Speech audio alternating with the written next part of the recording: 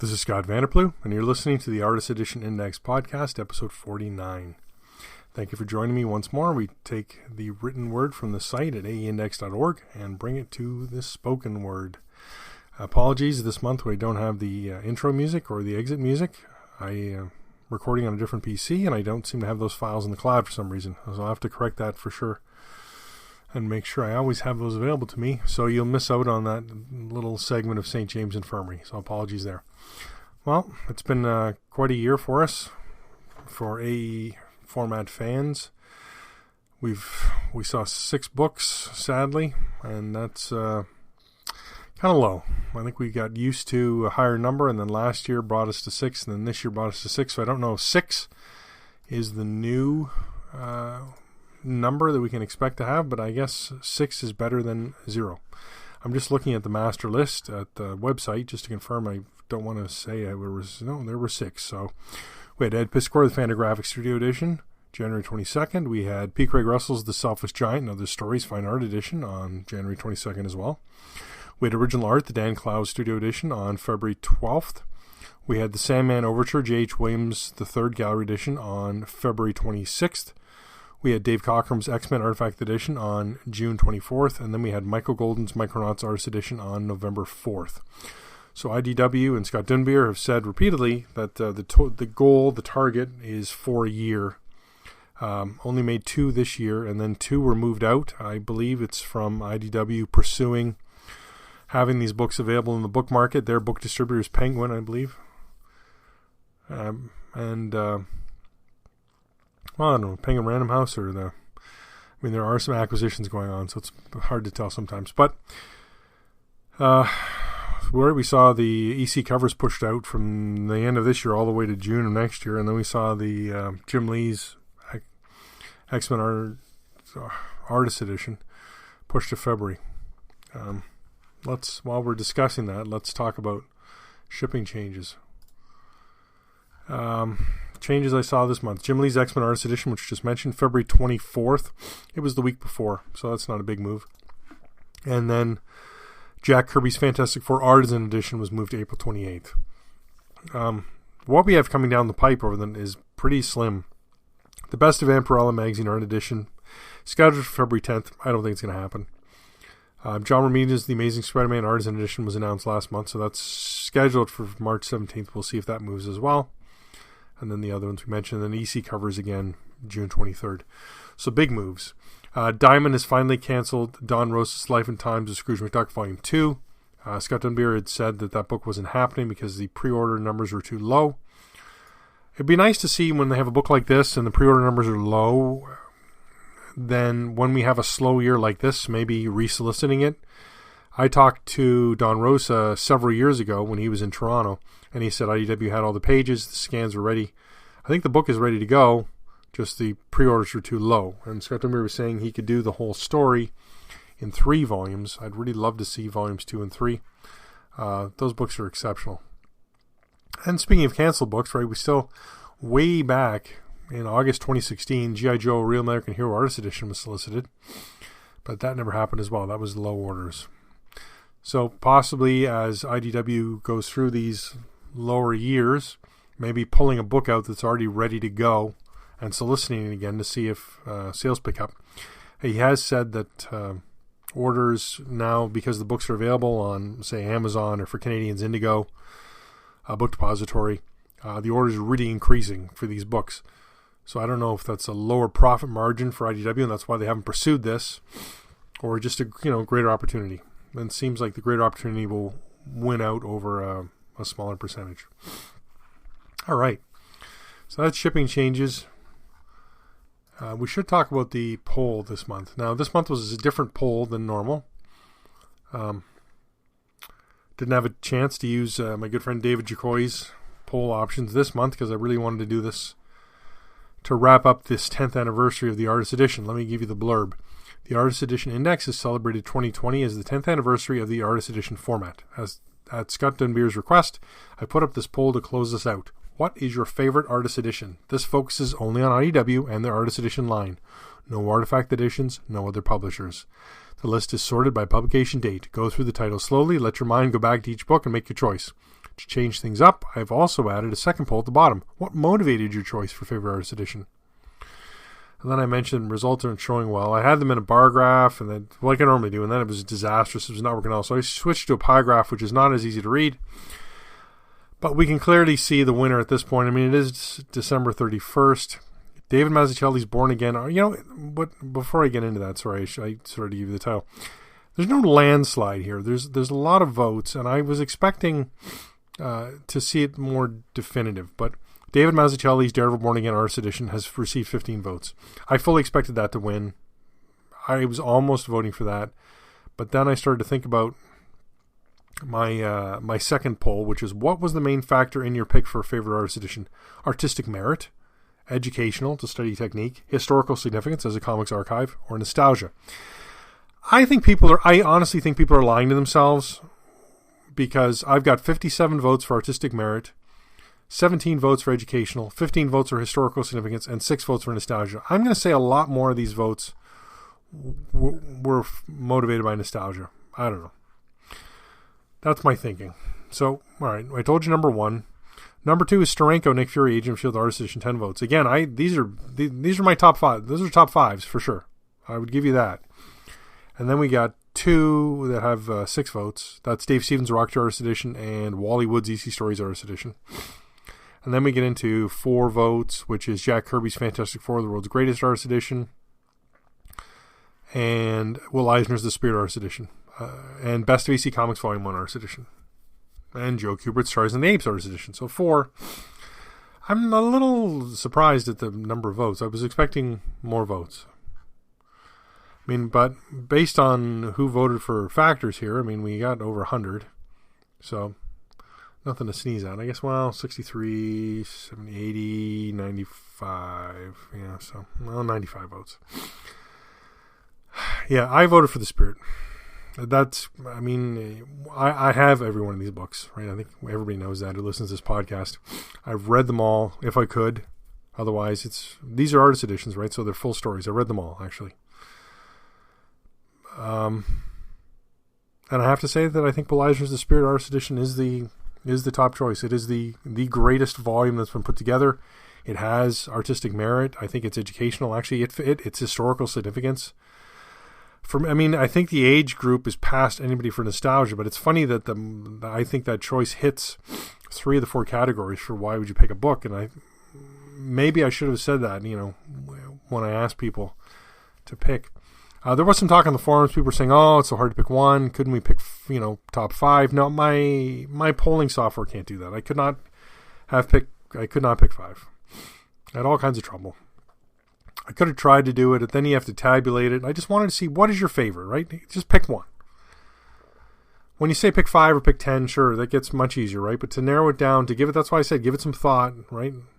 Let your mind go to each book, make your choice. Very few of us listening have every one of these books. I understand that. But you can look at my site, you can look at every book if you want. And then you can think back to the ones you decided that's, these are $100, $125, $150. That's the most an artist edition has gone for. The other publishers have gone a little higher. But it's a significant investment, right, for a book. It's based on, even on shelf space.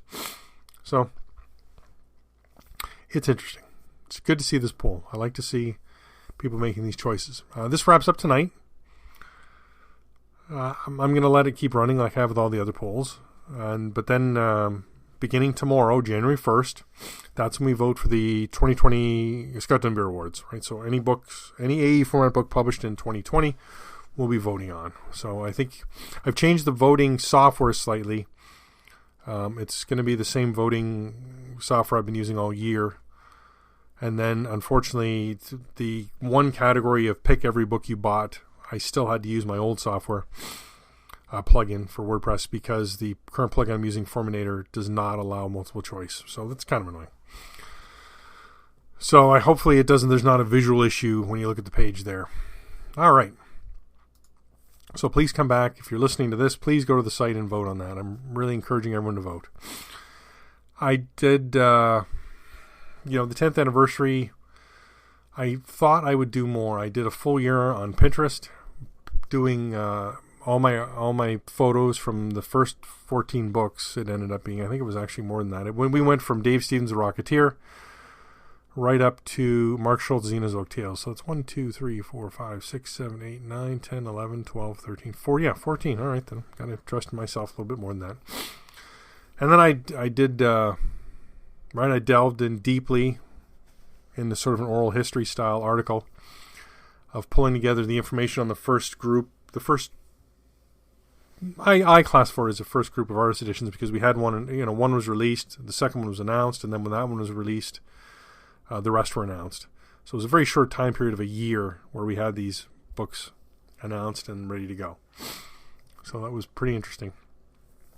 It's long, but it's well worth reading, so I encourage everybody to go back. I did that in November. And then for December, I felt like updating this one article, and that was IDW's Artist Edition numbering 2020. And I had originally published this way back in 2017, but then we've got a lot more numbers added to that, and I had some more information, so I added it on there. And it's, as I mentioned, IDW started these books, and that's actually what brought it to mind, is my article about the first series of books.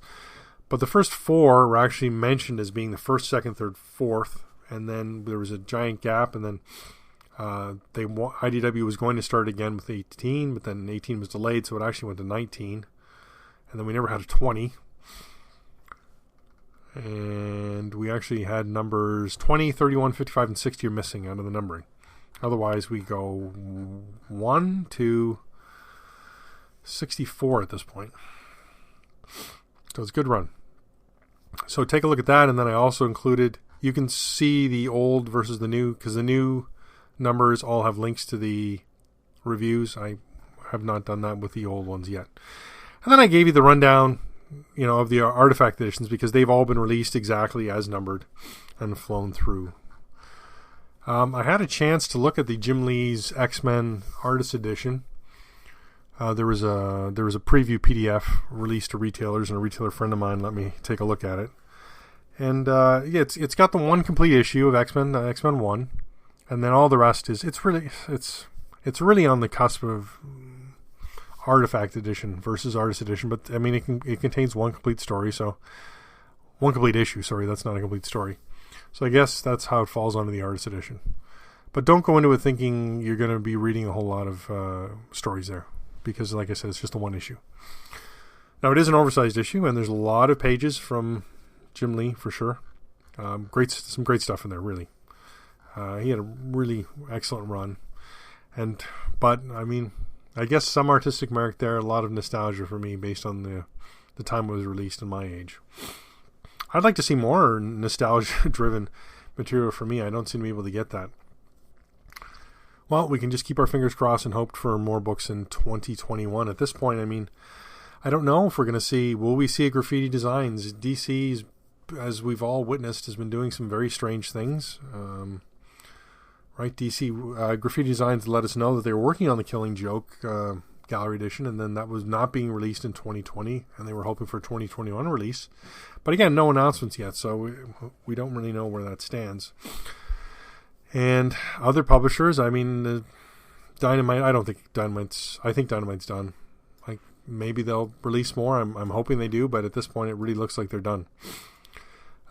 Dark Horse, it's been a couple years since Lone Wolf and Cub. I'm really hoping for more material from Dark Horse. They put together an excellent product, and we can only hope that appears. Fantagraphics, I mean, they had 2 last year. Normally there's going to be a gap. We don't know what happened to Kitchen Sink Books is folded, so we don't know what's going on there either. It's I feel like the playing field's getting smaller, and I think the number of books we're going to get is getting smaller as well.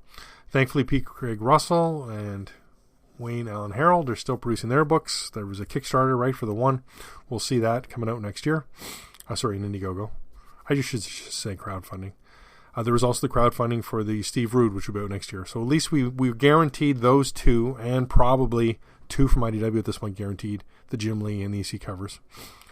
So we'll have to see what else the year brings, right? I mean, we've seen solicitations up to March now from Diamond, and there's been no new full-size AE format books. All right. I did, that was the numbering. I only did one review this month, but let's talk about sales. With Diamond and their sales, there's still no way to get accurate sales numbers. It's been messed up since COVID and the split with DC. So where before Diamond would publish and then ICV2 or Comic-Con would extrapolate the sales numbers, that's not happening right now. So I don't really know what the sales numbers were for the book we saw, Michael Golden's Micronauts Artist Edition in November. But we can talk about out-of-print sales for November. So this would be the month leading up right before Christmas. So you'd think maybe if people are buying these for Christmas presents, we'd see more books. But, well, we'll see. There's a good number of books here. Let's talk about those now. So Alien, the Illustrated Story, or the original art edition, had one sale for $193.74. So there's a premium going on there. One copy of Bernie Wright's an Artifact Edition sold for $299.99. Wow. Two copies of Bill Sienkiewicz's Mutants and Moon Knights and Assassins Artifact Edition sold for an average of $249.95. Dave Cockrum's X-Men Artifact Edition, 4 copies sold for an average of $134.97. So undercover. No, I'm sorry, over cover. Because that was a $125. That was the last $125 cover price for that 12 by 17 format from IDW. One copy of Dave Stevens' Rocketeer Artist Edition, first print, sold for $199.99. 4 copies of David Mazzucchelli's Daredevil Born Again Artist Edition sold for an average of $221.08. So that's a little bit down from what we've seen. 2 copies of Don Rose's The Life and Times of Scrooge McDuck, Volume 1, sold for an average of $189.99. 1 copy of Frank Miller's Sin City, The Hard Goodbye Curators Collection, sold for $116.18. Wow, I'm pretty sure that was a $175 book.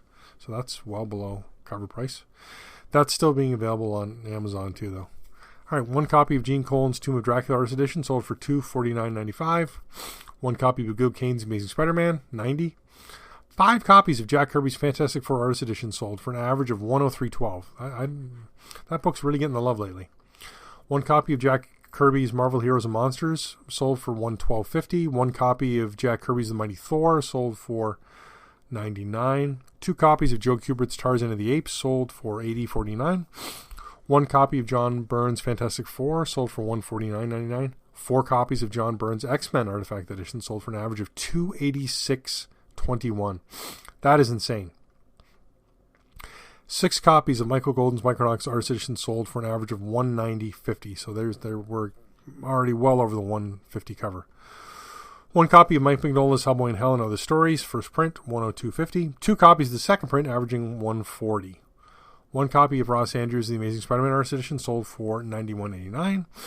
1 copy of Spawn Vault Edition, $406. So that can still command a premium. Impressive.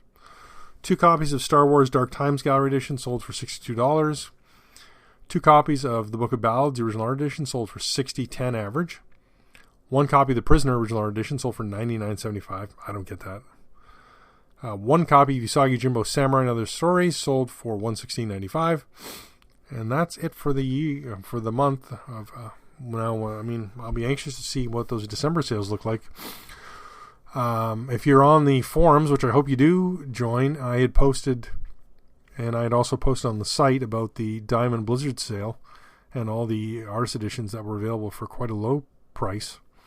And then IDW had a Cyber Monday sale on the books as well. So those things are moving. So pretty great. So we'll have to look and see how the numbers move there. All right. I would like to mention, and thanks to Cartoonist Kayfabe for mentioning the Artist Edition Index in their last review of, what did they review? Oh, Alex Toth's Bravo for Adventure Artist Edition. So they mentioned the site. I got a lot of hits from there. I appreciate it. And anybody who's joining me new from that, welcome. I'm continuing to do the same thing I've been doing, so that won't change. Now's a good time for me to mention before I talk about my review that you can support the website 2 ways. One way is through becoming a Patreon patron. For $1 or more a month, if you'd like to contribute, you can support the site. Just give your thanks, keep the lights on, help me buy the books, and keep the hosting going. The other way, of course, is to use the affiliate links I have on the site to be able to buy something, whether it's Amazon or Things from Another World, or I now have some European sites. You click on those, I get a small percentage, but every little bit helps, and I appreciate it. If you're going to buy the book anyways, then using my affiliate link really helps me out. All right, I got a review this month. I had ordered 5 books from Angoulême, which their print house is Ninth Art Plus editions. And I had waited to order 5. I really was on the fence about it. But I saw there was 5 and I ordered them. My concern was that, this is a... These are somewhere between 29 euros and 35 euros. I'm in Canada. You convert that to Canadian and it adds up quite a bit. And then it was 101 euros shipping from France to my house in Ontario, Canada. Now, I received the books in 3 days, but as I said in the review, I would have rather waited 3 weeks and spent 30 euros on shipping. So when I average it all out, I averaged it out, and these books actually cost me $86 Canadian each, which for 160 pages, 10 by 14 inch hardcover, very high production standards, it's an okay price. I would have liked to get them for less. I mean, there's no question who doesn't want to spend less. But I was really happy to get these 5 books, and I reviewed the first one this month, and that was Hermann. Let me give you the blurb. It's Le Naturaliste de la Bande Dessinee. And the blurb is Google Translate, so you have to forgive me for some of the mistakes. But from the 1960s, with screenwriter Michel Gregg, on the Bernard Prince and Comanche series, then alone on Jeremiah and the Tour de Bois Marie, today with Yves H. and many one-shots, Hermann multiplies the drawing techniques, goes from black and white to color, and spreads in very diverse genres. But whether he works in adventure comics, westerns, anticipation, or history, Hermann always treats the subjects at the height of a man without camouflage or pretense. He's the comic book naturalist. This 128-page catalog contains all the texts of the exhibition presented during the Angoulême Festival. It presents more than 100 reproductions of original boards, scanned in very high definition, the testimonies of several comic book authors, as well as numerous extracts from interviews carried out with Hermann between July and November 2017. So it actually does total 160 pages, so I don't know why it says 120-page catalog, because I did go through it and check. But, there is a lot of art in here. And that's one of the reasons I wanted it, the main reason. And there is a lot of text in French. So if you speak French, there is a lot to be able to get out of this catalog. If you do not speak French, use your Google Translate on your phone and hover over things and you'll be able to read them. There is, it's really interesting because they provide pages of artwork. A lot of times it's mostly full page. Sometimes we'll get smaller pages. I try and present that in the pictures in the review. And all the scans are really well done. I didn't see any issues at all. And the scans contain, each piece of artwork that appears, it has the year, it has the title of the book, it has what page it was, right? And then the publisher, and tells you what materials were used to create the page, and then there's a blurb about what's happening in the story of that page, or what's about that page. And a lot of the blurbs are from Hermann, because the interviews that were conducted for his exhibition, right? And some of the pages are small, and it's disappointing, but the variety and selection presented in this is quite extraordinary. A lot of colored pages. Regardless of how much of a fan you are of pen and ink, the color always pops. And the color pages are impressive. And luckily, a lot of Hermann's work has been made available in English. If you are a fan of Bande Dessinee and you like the English translations, I love European format books. And I love Hermann as an author. I've got some stuff from Graffiti Designs. I've got some stuff from Dark Horse. We're seeing digital things made available by Europe Comics. So there's a good chunk available of stuff from Hermann. Like I said, the Comanche series are available. The Africa book from Dark Horse. Katanga. That's an old Graffiti Designs book for sure. But they're really well done. There's some books here that I'd never seen before or heard of. There's some pirate stories. Some other things I can only hope that they eventually are translated in English and we'll be able to read them. I would love to see a AE format book from Hermann. I know there are some in French, and I have been looking at those, but again, Cost is a factor. I mean, just as our European friends have to spend more to get Artist Edition format books where they are, we have to spend more to get books for. So when I look at a book that's 150 or 175 or 200 euros, and then there's shipping. For me to get some of these books to my house in Canada, then it's $300 Canadian, right? That's a big chunk of change. That's a giant leap over what I've paid for any Artist Edition at this point. And so far, it's a leap I haven't been able to make, but we'll see how the website goes, how things roll next year, how volumes are. I'm tempted. I want to get one or two, but we'll see how that goes. All right, that's about it for this month. Again, sorry I don't have the music. I did not have any letters this month. Let me just check. I did have. You can now. I had somebody, one of my Patreon patrons, switch from dollars to euros because they've now made euros available to patrons. So that's interesting. I did get a new patron, which I'd like to say. It's Gabe A. I won't give a last name. I try not to give last names unless I've got permission from people. So thank you, Gabe, for joining our Patreon family.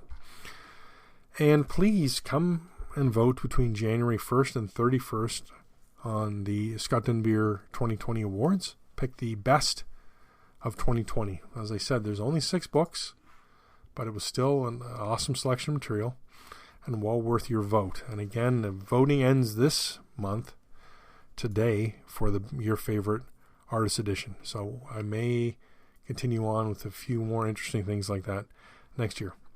Thank you, and continue to join us on the podcast at the website, aindex.org. Email me any of your questions, comments. Love to hear from the readers at scott@aindex.org. And thanks again, and we'll talk again next year.